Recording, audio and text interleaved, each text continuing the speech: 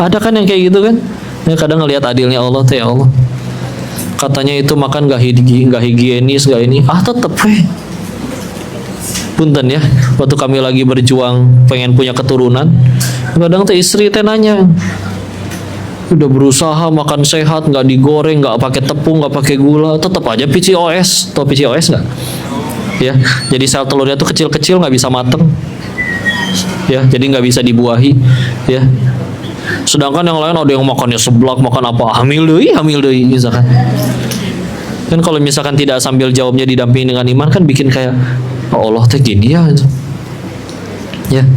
Ya itu juga Allah aturin. Ada yang misalkan kaya, tapi misalkan mohon maaf ya, kayanya dari yang tidak halal, itu berobatnya nggak bisa bu pakai obat warung bu, minimal ke Penang, ya.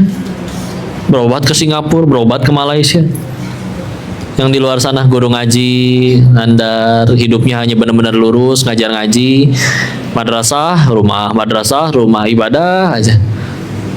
Sakitnya juga paling banter mencret bu. Gak perlu diobatin, tinggal jongkok beres. Sakit kepala, udah obat warung selesai. Masuk angin, koin, udah selesai. Ngerti nggak? Iya, dikrok ya. Sederhana, Insya Allah. Karena balik lagi yuk istilah husnuzon atau zon itu sangkaan ya. Nah, dah gitu sangkaan ini bisa ada yang yang buruk, disebutnya jadi su'uzon, sangkaan yang buruk.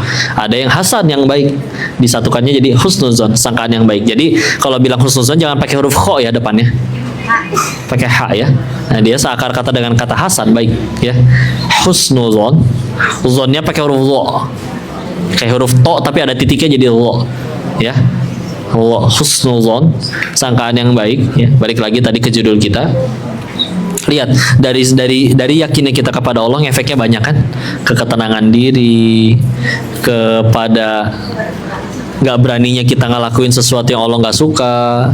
Emang kalau kita ngelakuin yang Allah nggak suka apa? Allahnya nggak rugi, kitanya yang rugi. Ya. Karena punten ya bu, ada orang baru jadi baik itu harus berantem dulu sama orang. Mana ada salah satu skill yang mahal, yaitu adalah orang yang bisa tahu aku punya kekurangan apa, tanpa harus berantem dulu sama orang. Orang kan kadang baru tahu dirinya punya kekurangan harus berantem dulu sama orang. Setahun terakhir kamu kerja berapa kali? Iya, saya setahun terakhir dipecat 14 kali. Dasar 14 perusahaannya ngaco semua. Giliran dia daftar di perusahaan yang ke-15, baru dia mikir, masa 14 perusahaan skala internasional semuanya ngaco? Jangan-jangan saya yang etos kerjanya nggak baik. Makanya kerja dimanapun selalu nggak cocok, selalu dipecat. Harus 14 kali dipecat dulu, 14 kali dulu dia dipecat, baru dia menyadari dirinya harus berubah jadi baik. Ya. Atau misalkan umur udah berapa 45, tapi kok aku nggak punya temen ya? Masa seumur hidup ketemu ribuan orang, semua orang jahat semua? Sebulan kenal selek, ya. Baru akhirnya ada yang bisa mikir, oh iya, nggak mungkin atau ribuan orang teh ngaco semua. Jangan-jangan aku yang orangnya memang kurang baik, makanya orang teh pada nggak nyaman dekat sama aku. Mungkin mulutku atau gimana. Ada mulutnya berucap baik, tapi bau jigongnya misalkan ya. Itu mah nggak dosa sih ya, nggak dosa sih itu mah ya. Ini ibu biar nggak ngantuk ya. Habisilah ya. Jadi supaya itu dia ya, dengan yakinnya sama Allah, bismillah, hidup lebih bahagia dan gak berani ngelakuin yang Allah gak suka. Dan semuanya pengen bahagia, betul gak? Karena ada orang sekadar apa sih kok ya, tentang Allah ini ya, tapi bisa ada orang gak bahagia gara-gara itu, ya punten ya.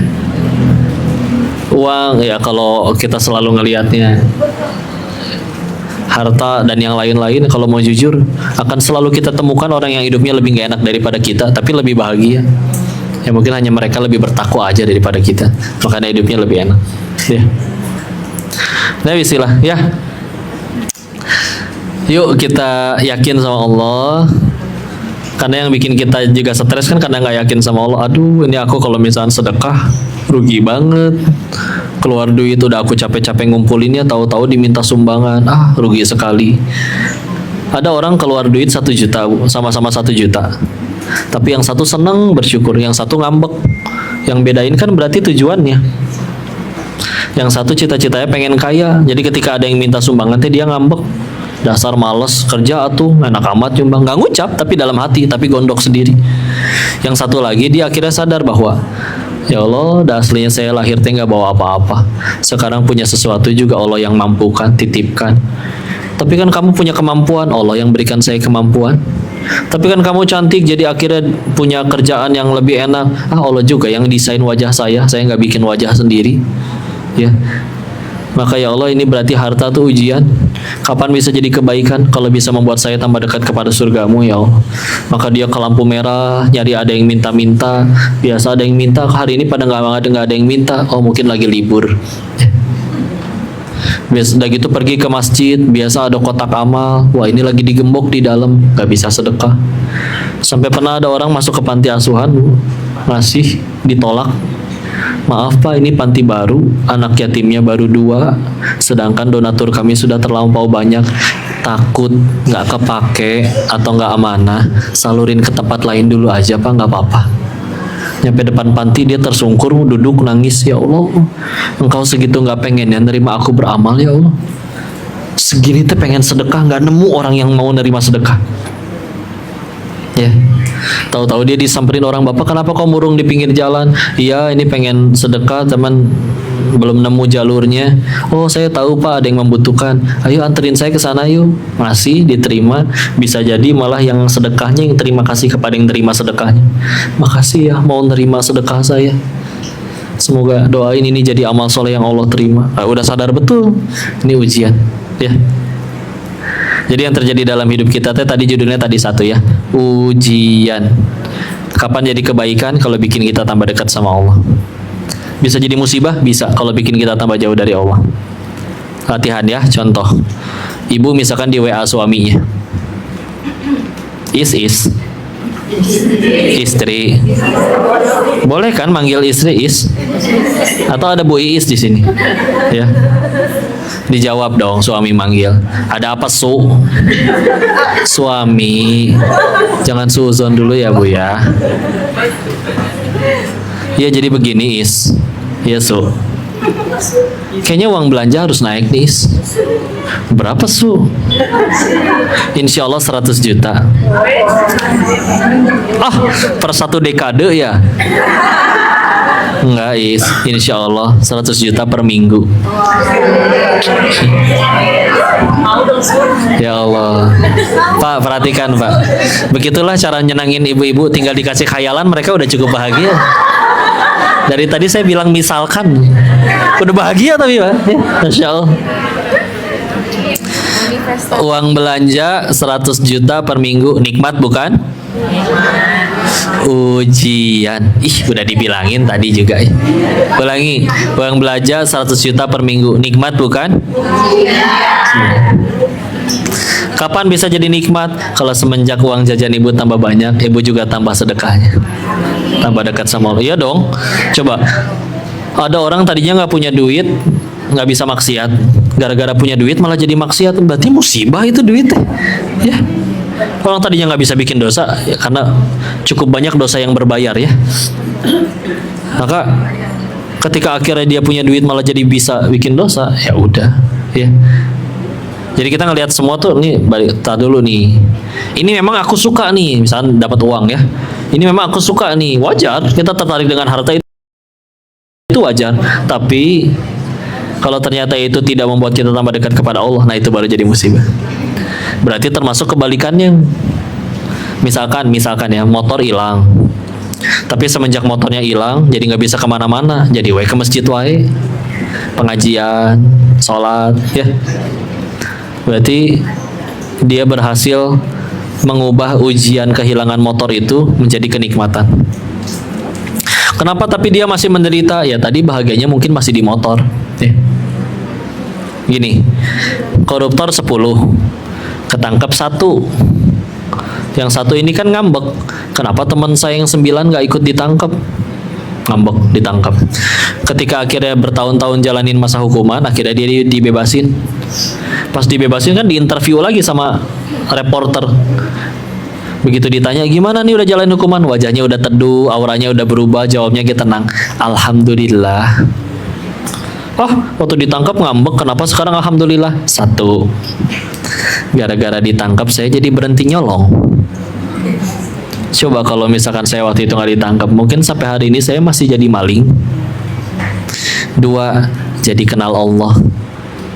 Kan di dalam kegiatan itu aja, bersih-bersih, senam, dah, ngaji. Di luar mah macam-macam kegiatannya. Jadi kenal Allah. Tiga, lumayan penggugur dosa. Bayangin lebih repot saya meninggal dalam keadaan gak pernah ketangkep, nanti dibalasnya setelah mati semuanya, repot. Alhamdulillah saya mah dibalas duluan di dunia, jadi saya lebih beruntung daripada kawan saya yang 9 itu. Oh, tapi kenapa ditangkap waktu itu ngambek? Iya, waktu itu Tuhan sayanya duit, bukan Allah. Buktinya ketinggalan sholat waktu itu saya nggak nangis, hilang duit baru nangis. Ya, lihat ya, apa yang ada di hati itu juga nentuin bahagianya kita ya. Ya tadi, dia kehilangan duit nggak nangis, kehilangan sholat, ketinggalan sholat nggak nangis, giliran hilang duit tadi nangis. Kok 2023 bagi saya tahun yang sial? Kenapa Bapak ngerasa sial? Habis saya diturunin jabatan. Perasaan Bapak di tahun tersebut naik jabatan 3 kali, turun cuma 1 kali. Dan di luar sana ada yang tidak pernah menjabat apapun, Pak. Jangankan dirut seperti Bapak. Di luar sana ada yang nggak pernah jadi ketua apapun, ketua grup WhatsApp juga nggak pernah. Itu kan jadi ketua yang paling gampang, Bu. Tinggal kumpulin 3 nomor, bikin grup, langsung jadi admin sih.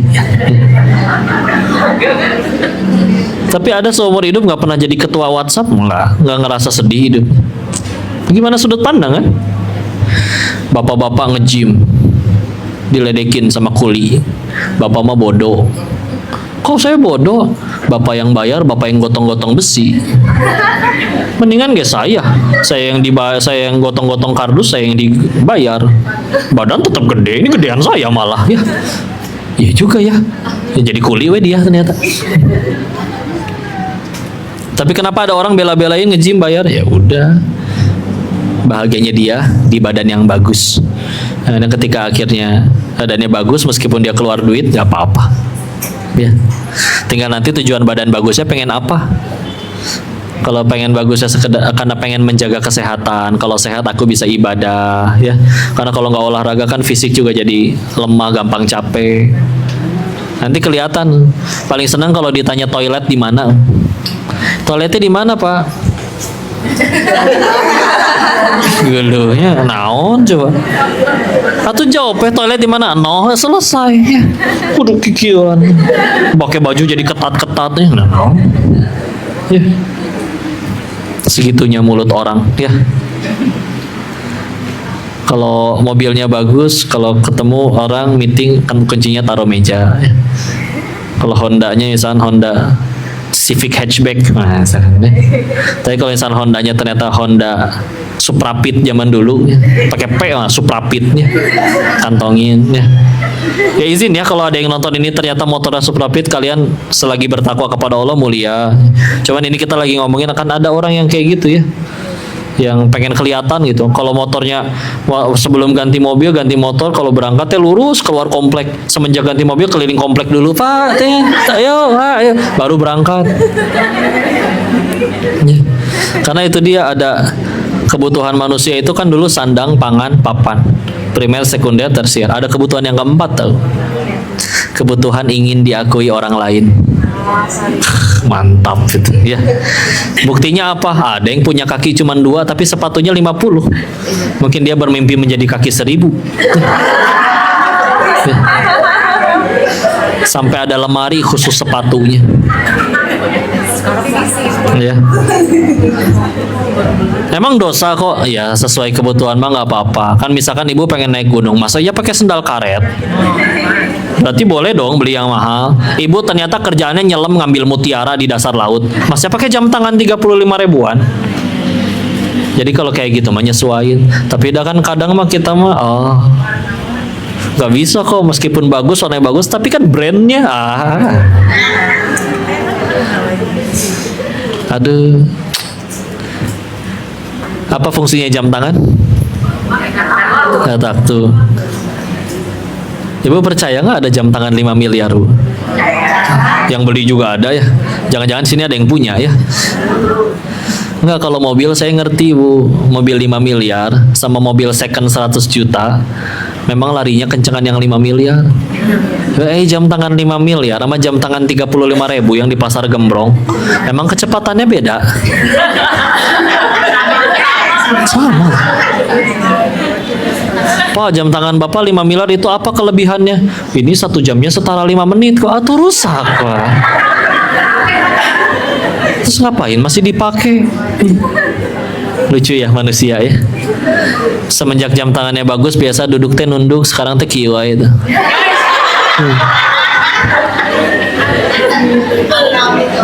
Semenjak gelangnya banyak, jadi rajin salaman ibu-ibu. Sampai ketek dong. Udah tuh. Capek nggak sih? Capek. Pengen selalu kelihatan langsing, tiap kali foto tahan nafas.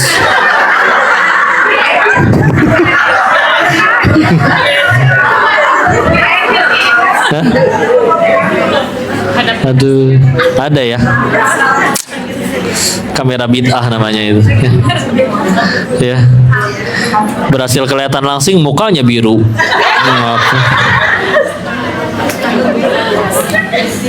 Bu nggak capek, Bu? Nggak capek atau ya? Pakai high heels tuh pegel nggak sih? Bela-belain tapi ya, demi jangkung, jingkewe atau udahannya betis keramnya nggak? Karena coba enak kera. Kalau yang punten ya, dulunya belum hijrah, belum gamisan, sekarang udah gamis. Pakai high heels sih nggak kelihatan ya, betisnya nggak kelihatan. Ya, kadang ada yang ditolong Allah gitu. Tadinya betisnya bagus indah, kena knalpot. Jadi ya udahlah, tutup aja sekalian hijrah. Nah ini tinggal dilurusin niatnya. Hijrahnya ternyata karena kena knalpot, bukan karena Allah ya. Capek nggak sih, Bu? Capek atau ya Allah, mulut orang tuh ya Allah. Tahu sendiri ya, nggak bisa terpuaskan. Dulu ada kawan kayak tadi, dia beli jam tangan asli, tapi memang ya gitu ya, kayak kurang pantas pakai barang mahal.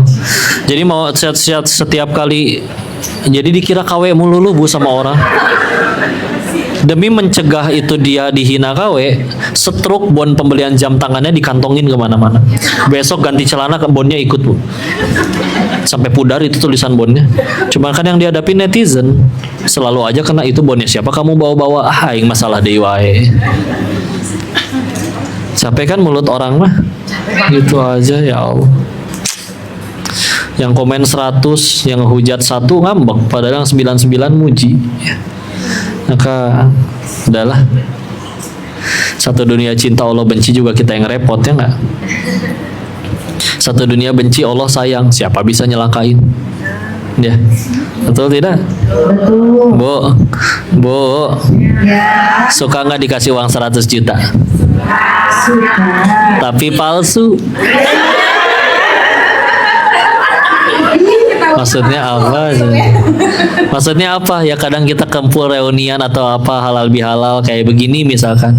Tiba-tiba ada yang berkata, "Ibu, kok setiap hari tambah muda terus ya?" Menurut Ibu asli ucapan kayak gitu. Mendingan langsung tanya, "Ibu mau minjem duit berapa?" Meni manis mulut teh. Ya.